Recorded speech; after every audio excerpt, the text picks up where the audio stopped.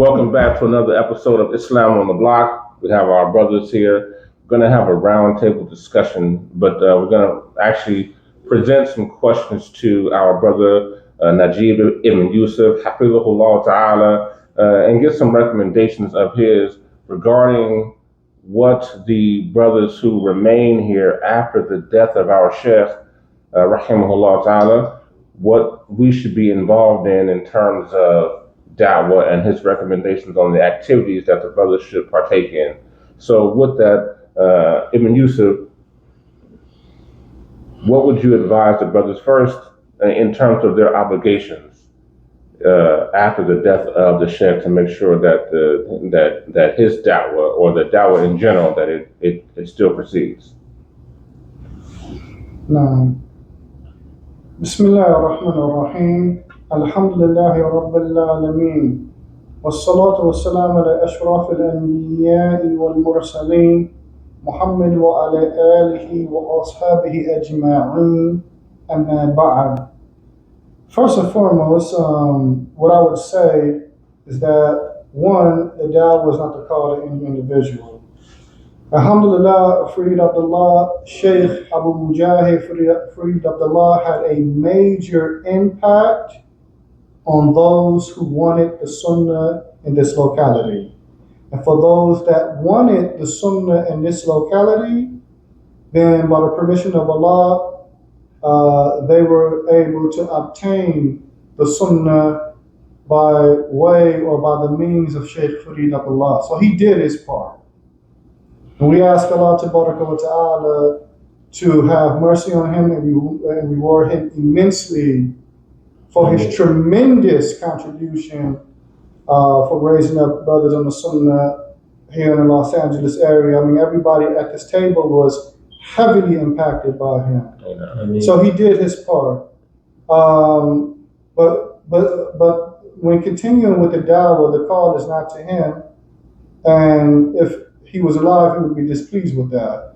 The call is to Allah and His Messenger, to Allah as it relates to worshiping Allah the way that Allah Ta'ala makes clear to us in the Quran, and the call to the Messenger in the sense of following me, being in conformity with his Sunnah, right? And so this is the obligation that the adherents of the Sunnah have, to ensure that we're continuing to spread this call throughout the Los Angeles area in accordance with that which Allah loves and is pleased with. And I have to emphasize the statement of the Prophet ﷺ, Bashiru wa la tunaffiru, yassiru wa la tu'assiru. Give glad tidings, don't chase the people away, make things easy and don't make things difficult. Here in the Los Angeles area, just me being back here for a week and going to different places, we went to Al-Masjid As-Salam. I had a talk with one of the admin at Masjid Bilal Baraba the other morning for an hour, good conversation, visiting Felix Bilal, hearing about the circumstance of some of the masajid. If you're on the west side, you're hard pressed to even pray because the masajid are closed. The majority in a certain mile radius, there's about 3, maybe 4 masajid, and all of them are closed. You can't go for the salawat. It's not the salawat are not easily accessible unless you go to either Masjid al-Movement or Masjid al-Salam. So with that said, then there's a lot of work that needs to be done. And again, you're dealing with the circumstances of the people differ. You have elders, some elders are on what they're on, and most likely they're going to die upon what they're on. I had a conversation with one brother, and he kept bringing up certain things. I knew exactly what he was about, and I just hated it in my heart. I just listened, but I hated it in my heart because I knew that whatever I said, he would view it as challenging the imam that he follows, second guessing the imam that he follows. He wouldn't have understood it as trying to guide him to the Sunnah. So the point that I'm making is that you have different people, different varying backgrounds and circumstances, and for the brothers that are going to be here, we have to look at these and weigh these things, weigh the varying conditions of people and deal with them accordingly. And this is why it's important, like the principle, and nether ila awaqib al-umur, examining the end results of your actions, your statements and actions, because ultimately the goal is to guide as many people as possible. The goal is to guide as many people as possible. So that being said, when we talk about trying to continue in having some kind of effort, subhanAllah, I've actually been in the Palmdale area for some years now, since I've been back from overseas. And coming back to the community, a lot of the younger kids they're grown up now, okay? And alhamdulillah, I have to commend them because our masjid is one of the masajid that the children are still staying together. They're still, playing basketball together. They're still hanging together. They're still praying together. And some of these youngsters, they're given, the khutbah at the masjid. And they're actually doing an excellent job. MashaAllah. Yeah, alhamdulillah. And we see this as brothers that have been around for a while, and I'm excited by this. The only part is that, Yani, if we don't learn how as a community to work together, it's like Ghazi was saying the other day, Yani, the brothers used to hang together. Some of the older brothers, some of the younger brothers, the brothers in between, they would support one another. They won't just pass by and barely get the salam from another brother. You understand what I'm saying? So how do we try to bridge this gap, if you will? Because nowadays we have an issue, Yani, not meaning to be too harsh, but we have an issue of men not being men. It's like I can't check you, or I can't say something to you, if you will, about you being out of line without you getting emotional about the subject. So how do we try to bridge that little gap there, and create some dialogue between us and them? Because, back in the day, if we check one another, it's no big issue. But let me ask this question. The things that you saw back in the day, do you see them being implemented now? Of course not. Okay, so I always make a statement: if it ain't broke, why fix it? Meaning the same method that caused you to come around from brothers that may have been older than you and how they were dealing with you, then now that you're in a position where you're older, I'm in a position where I'm older, he's in a position where he's older. Now we have to be how those elders were to us, to those youngsters. When I first came around the community, I was a skinny 23-year-old or something like this. And Sheikh Zay was one of the elders that was, he would make it a priority to deal with us. Come get me. Sweet Maccabee, Bilal, he would make it a priority to deal with us. And there were others. Some elders didn't, but they weren't, standoffish neither. But the point that I'm making is these elders made it a priority. So now we have to be the same way. Like, for instance, I saw one of the youngsters in the community today at Jumu'ah, and I made it a priority. In fact, I made it a priority to hug the young brothers.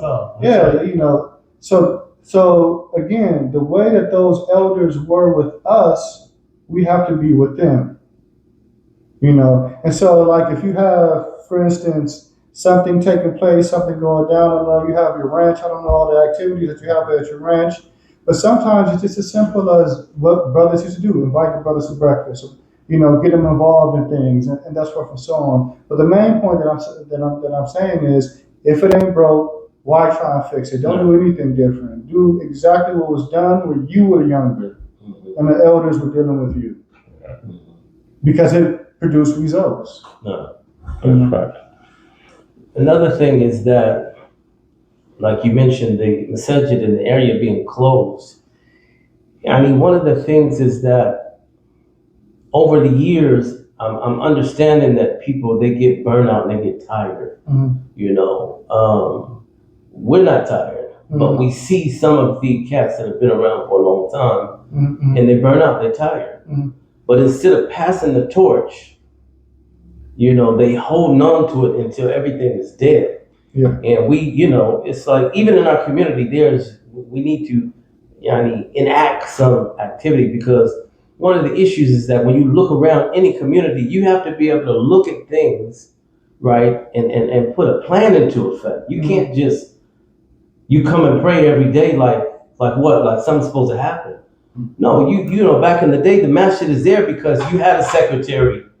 Mm-hmm. You understand? You had an amir. Mm-hmm. You understand? You had a person who was over da'wah. Mm-hmm. You had a person who was over the school. The interaction with these people made other people interact with them. This is what makes a community, not because people pray Jumu'ah at the masjid. Mm-hmm. You understand? So, we don't want to, twist anybody's arm, so to speak.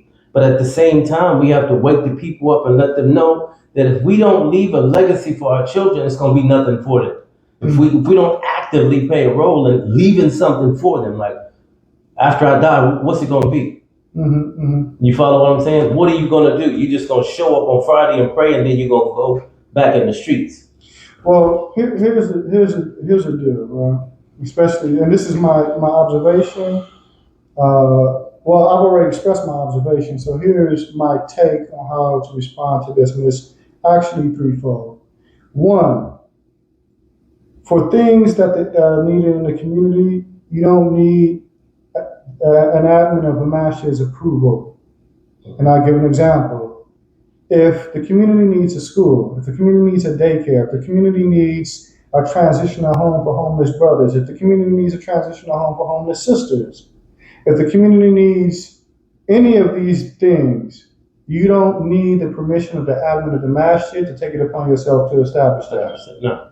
And the reason why I say that, I can't speak for other cities, but the culture in LA has always been, not just with Masjid movement, but the masajid throughout LA, is that you have to go back to the admin of the masjid as if you need permission to start to piggyback a project. And the reality is, you don't need their approval for anything. If you see that the community needs something and you have a foolproof plan of how to go about executing that, then you could take that initiative. Now, of course, we know a lot of times people want the administration of the masajid to be on board because it's easier to get the support of the people if they're on board. All right? So from that perspective, that's understandable. But we have to be realistic. Sometimes, one, there are people on administrations that are just short-sighted. That's one. Then two, this isn't the 1980s anymore. This isn't the 1990s anymore. With all this social media, you can get your message out to the people in general. Even if it's not the people in your locality, you can get it out internationally. And because you have a lot of Muslims that see the importance of what it is that you're trying to do, they have the enthusiasm to support that. So that's the first thing. Second, there's a lot of work that needs to be done in LA.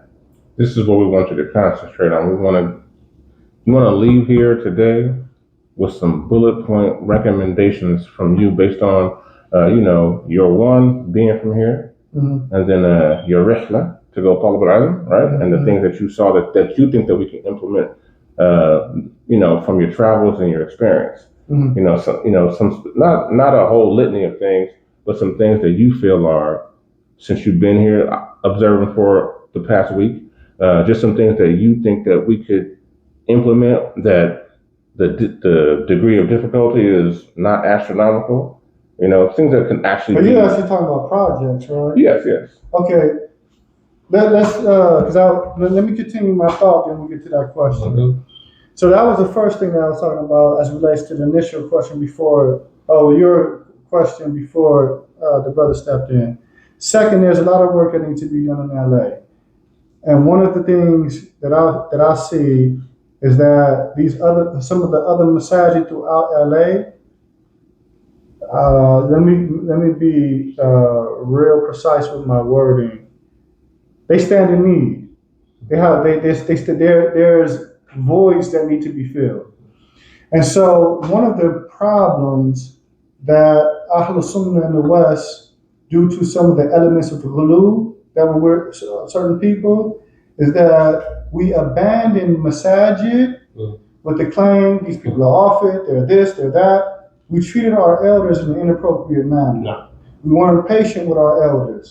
We weren't appreciative for the struggles that they went through in order to establish what they had established despite their mistakes. That's how we got here. You know, exactly. So we have masajid, the majority of the masajid here in LA are legacy masajid. Yeah. They may have once been temples or mosque number whatever's, and then they became masjid so-and-so. And still to this day, the people that are running them are elders. Now, again, everybody's situation and circumstance is different. There are some elders that are stubborn. We understand that. But then there are some that are in need of help, and they know they're in need of help. And so the brothers of the Sunnah should go into these places and make themselves an asset. They shouldn't make themselves the type of people that are, here come brother so-and-so. No. You know, when they are cheerful, then when you walk into everybody gets quiet.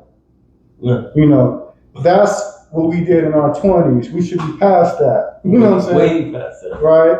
And so sometimes, because I hate to say it like this, but I have to say it in order for it to be understood. A lot of the members of administrations of masajid have more days behind them than they do in front of them. Right? And then, like one masjid, again, I was talking to the admin at one masjid, he's coming away from Carson to go to that masjid, and he said he was called out by the former imam to handle the responsibility. He said he started doing that. He come away from Carson to LA, when we're right in the area. So I had a very good conversation with that brother. I got his phone number. If I was staying in LA, I would eventually approach this brother like, listen, I'm right here in Lamar Park. What can I do to ensure that the masjid is open for Maghrib and Isha? Yeah. Because I've tried to pray, I wanted to pray Maghrib and Isha here every night that I was here, but I couldn't because there's nobody, the key isn't here, it's closed. So what can I do? I'm willing to volunteer to take on that responsibility. Yeah. And if they're open to it, then that's how these are things that you do to start to become an asset to the community. Because now they're looking at you and they're saying, look, yeah, he's doing something good. Now it's the salawat established. Next thing you know, classes may be going. Next thing you know, and that's what for so on. And so because these brothers have more days behind them and in front of them, Allah knows best when any of us are going to be called back. But it's not likely that they're going to be around 10 years from now. Somebody has to inherit the responsibilities of these places. No. Yes. They established it for that reason. Sure. That their communities, people within their communities, inherit it and keep it going and add on to what they build. So my thing is, these masajid should not be abandoned. The brothers need to be patient with these people. In order to benefit the community. Because a lot of these masajid, as we already know, are devoid of people in their 20s. And that's because, to a degree, the elders have gotten older, and to a degree, they're a little out of touch with the younger generation. Right? And that's natural. That's quite natural. That happens sometimes. So that's the second thing. And then the third thing is that, again, when it comes to initiation of anything, it should be, the initiation should be, like how you were saying, something that's viable and something that's needed. And so when it comes going to the brother's question, in order for brothers to get support for doable things, it has to be focused on people or individuals or people with circumstances that is shown and proven that people will come out to help for. No. For sure. And sometimes you can initiate something that its main purpose is one thing, but it has a lot of side purposes that don't conflict with that main purpose. And so now you find yourself initiating a project and knocking out 2 or 3 birds with one stone. Yeah. Like I give you an example. When you remember when we were dealing with the paperwork to that situation, and one of the reasons why they said the school was established is because they knew that nobody would donate to a masjid with grown men. You know, so they came up with an alternative way, a school. But then the school was incorporated with the masjid. Yes. And so now, when the funds are coming in for the school, it's also being allocated to the masjid. But the focus of the fundraising was the school. When we look at Hawthorne Islamic Center, that they did the same thing. They have a building and there's classrooms in it, but then they have that musalla in the same building, so they could raise money for a school, and that consequently made money for the school and the masjid, because it's all in the same building. So when initiating projects, that's what I would say that brothers need to keep in mind, that let it be a goal that is shown and proved that the people will come out to aid. One of the things that, at least for the past 20 years, that I keep emphasizing, and that is any organization that you create, you have to, do I want to use that word, innovate? Yeah, but you have to, I understand, but you have to innovate. You have to come up with some idea so that institution can make some money, so it can support itself, and you don't have to continually ask the people for money. This is one of the things that the school does. You know, people pay the tuition to go to school, so this money, and then you still raising money, But see, here's the thing though. See, we have a lot of talent in art, and Mashallah movement has a lot of talent, and I'm saying at the exclusion of every other Mashallah. For sure, money Mashallah movement has talent. Extreme. I know with certainty people that have come with business plans and portfolios in the past. So why can't it be that those same people are revisited with the original ideas that they had and just say, listen, okay, it didn't work out over here, but it could work out over here. Because if there's a way where a viable means of making money is established first to be able to fund everything else, then there would be no need for private roundtable discussions on how we're going to put off this conference, how we're going to put off this, how we're going to start this market. There would be no roundtable because the mechanism's already in place. And the point that I'm making is there are people that I know with certainty came with plans. I was there. More than one plan. One brother had more than one plan. Yes. One off camera, we'll talk about it. I was there. Yeah. So why can't those be revisited? They can, but we just, and like I said, I'm sure that one of the keys is to let the younger generation get in there and start handling it. I don't care if you're 18, 20 years old, you have a mind, you can sit down, don't be scared, number one, to open up your mouth. Don't be scared to sit in front of another man. You understand?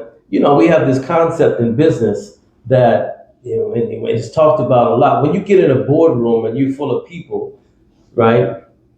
The person that doesn't talk becomes invaluable. You're useless. If you don't have enough passion to stand up for what you are talking about, you don't believe in it, you don't bring any value to the table.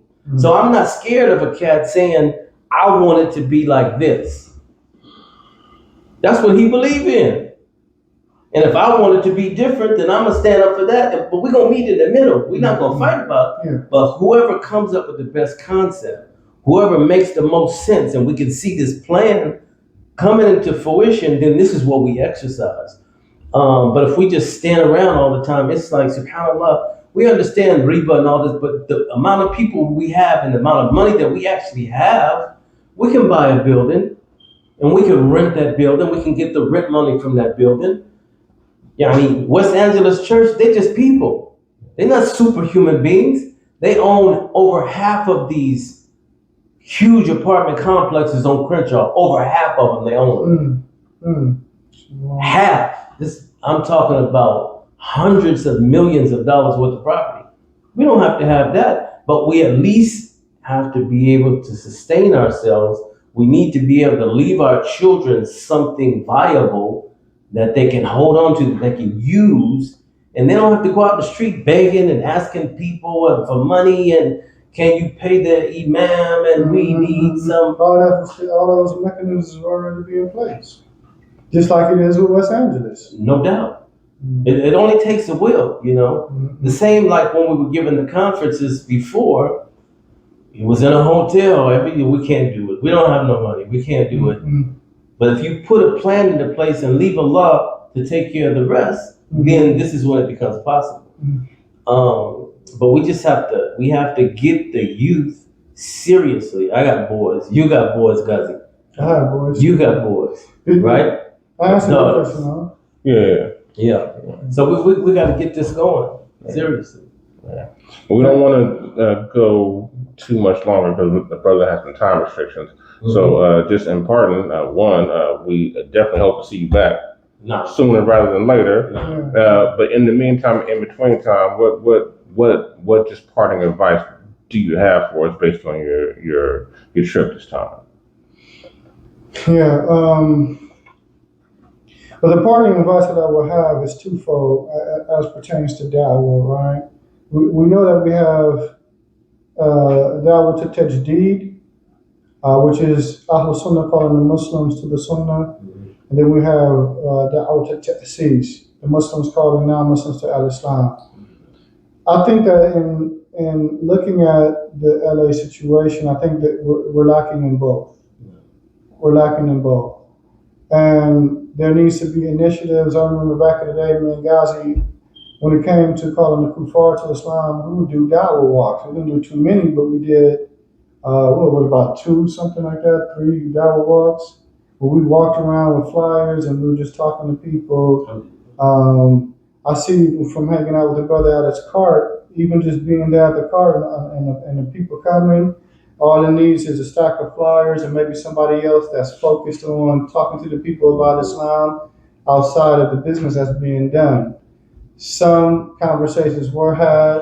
There were people that were receptive. And this is why I say that there needs to be an increase in that. That's the first. But then second, again, when we're dealing with Ahl Sunnah calling the Muslims to the Sunnah without any ambiguities or without any misunderstandings or misrepresentations, then we're lacking in that because we've had some conversations with people at different massages about certain things as pertains to the Sunnah. There was a conversation we had the other night where the meaning, the differentiation between a hadith and a Sunnah was made clear to a brother. And he thanked us for that clarity because there was a sentiment, the hadith stuff, there was that sentiment. Until it was presented to the person, first and foremost, there's a difference between the Sunnah and the hadith. This is what the Sunnah means, this is what the hadith means. The Sunnah, you have no choice. This is revelation from Allah. The hadith is this, and so there's more leeway. Why? Because everything that's attributed to the Prophet ﷺ isn't true. No. And if it is true, it's not going to contradict his book. No. All right? And so the point that I'm making is, and of course this has to be done with good exhortation. No doubt. Wisdom and good exhortation. But the point is, after that conversation, I had some delight in my heart just based off the fact that that person had heard that, and it just shows me that more of that is needed in the LA area, especially in a time where, again, if you're on the west side, you can. This isn't how it was when I left here. I used to be able to go to the masjid Bilal Baraba. Used to be open all the time. All day. And it's a masjid that's right in a very good location. Center. So the fact that it's closed now, as far as I'm concerned, in my heart, that's a defeat for the Muslims. Because a dawah table could be set up right out there, or at least when Black Diamond's gym was around, a dawah table could have been set right out in front of that masjid. You know. And so these are the two things that I believe is important for the brothers to focus on in the LA area. And this doesn't take a lot of money to do. This just takes being patient and visiting and like this. You know, we may have to print up some flyers and things of that nature. On occasions, you may want to buy some books to give away or something like that. But in general, it's not going to cost a lot of money to do these things. All right. Well, we certainly appreciate it, and like I said, we definitely hope to see you back again. And with that, unless any of the other brothers have something to say, You got something to say, closing, Gazi? No. Mashallah, alhamdulillah. All right. Next time, try not to do so much talking.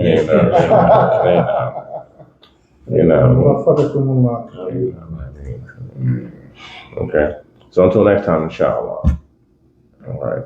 سبحانك اللهم وبحمدك أشهد أن لا إله إلا أنت أستغفرك وأتوب إليك.